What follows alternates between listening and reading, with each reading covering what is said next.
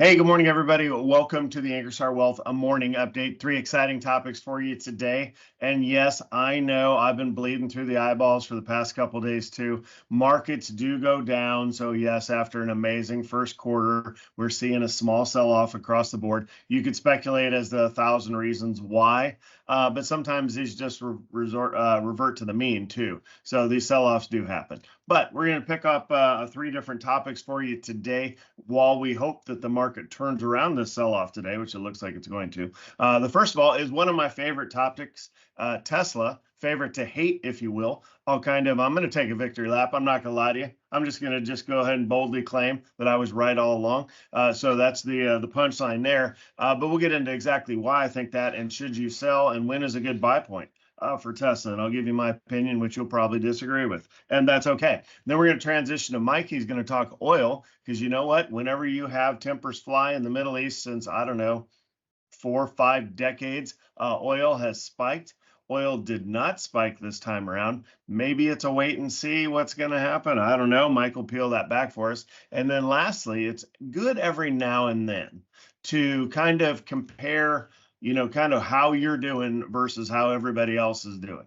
Because we live in this kind of social media world where it looks like everybody else is fabulously famous and rich and good looking and all that stuff. But it's nice. Mike's found an article about what it takes for a single person. Now, most of our crowd's married, but whatever. You can do the math. What it takes for a single person to live comfortably in every state across the United States. No, we're not going to go into every state, but certainly talk about some of the comparisons that Mike will lead us through. Before we do that, this is a financial education presentation. Do your own due diligence on anything you hear in this presentation. More disclaimer information is available at ankerstarwealth.com. The opinions expressed in this presentation are Mike and mine alone. Let's talk Tesla. Boo hiss. Okay. All right. Love the car, hate the stock. Let's see. We should be on a screen there. I'm going to give you 5 reasons why I'm right.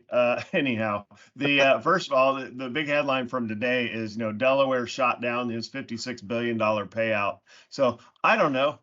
Didn't they just do 10% layoffs yesterday? So you've got, and I'm telling you, I've been telling you, and I was wrong for a long time, but now I'm right because the stock is approaching a 52-week low and it's going lower. There is no reason to hold this. That's an opinion. So you got this $56 billion payout. I don't know, maybe you should be able to get it done for less. Delaware shot it down, as you can see under key points. So he's going to reincorporate in Texas. Okay, I don't know, man. That's just one reason. Let's check out the stock, and I'll throw several other reasons out there. Okay, 1 day, yeah, that looks bad. 1 year, okay, yep, it's back to kind of where it was. Let's go to the 5-year chart. That's probably good enough.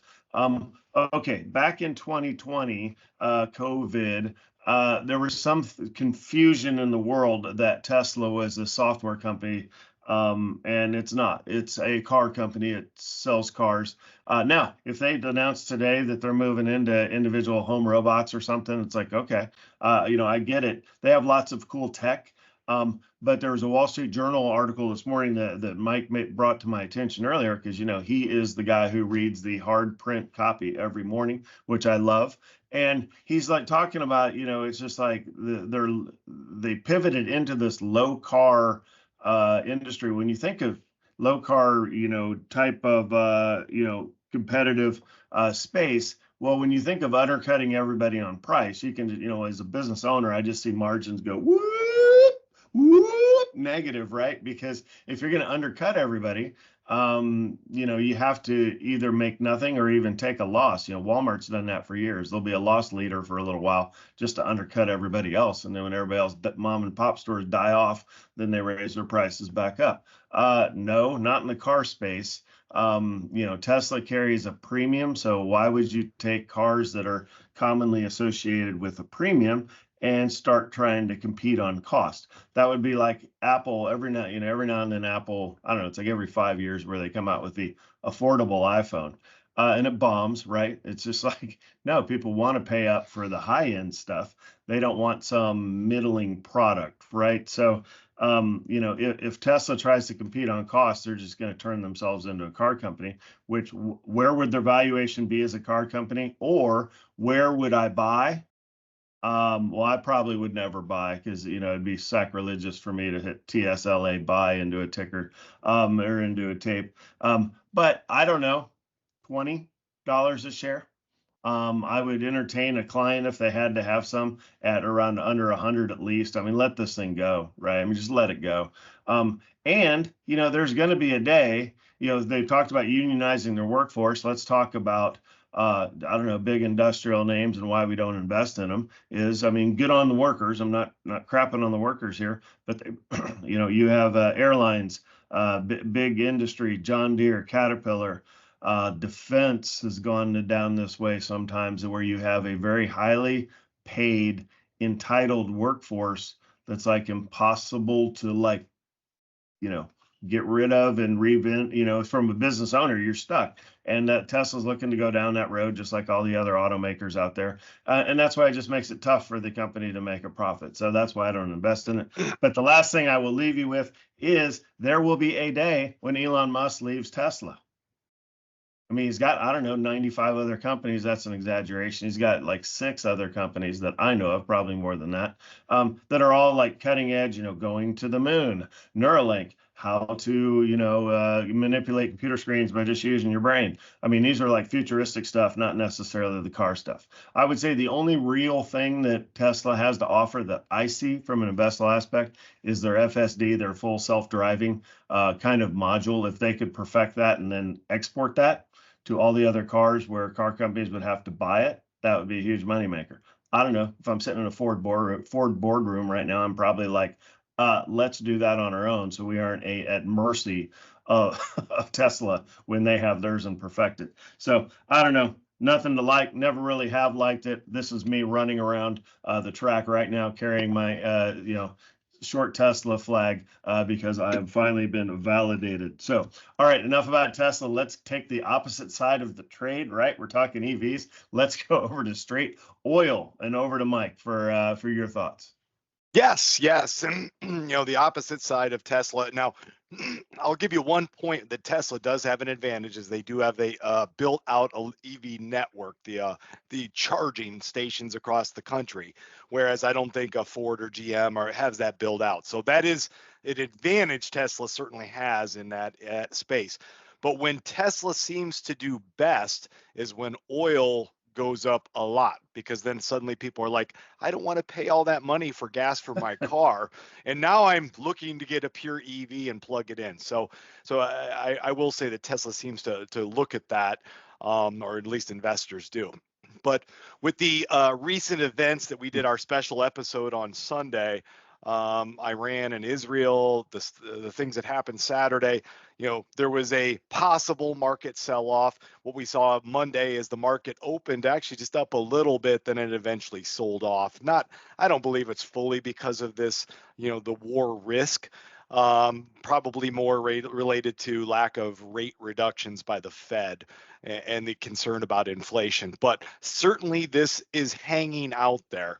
And, whether or when Israel responds to this, we could see some market volatility, certainly around oil. Right now, the traders are not reflecting it. The oil hasn't, shot up over $100 a barrel, and your gas prices have not shot up at the pump yet.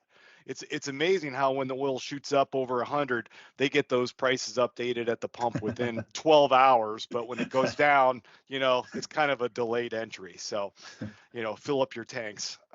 So that's with oil, and we'll continue to monitor that. We do invest a little bit on some of our portfolios in some oil plays, usually out of the Texas, the West, and I am showing the West Texas contract on here.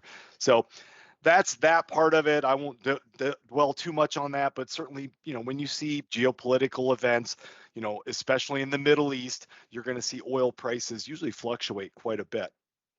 So yeah, but before you transition there, Mike, I will say a lot of it's in a wait and see mood on what Israel has, vowed to do a response, and it kind of depends, right? Obviously, if they do a very targeted kind of within line response, which I think is what everybody expects, then, oil probably isn't going to blow up. If they start lobbing missiles into Iran wholesale, then obviously I think that would change the narrative. So a lot of this is certainly wait and see. So Yeah, go over. definitely. Back to you.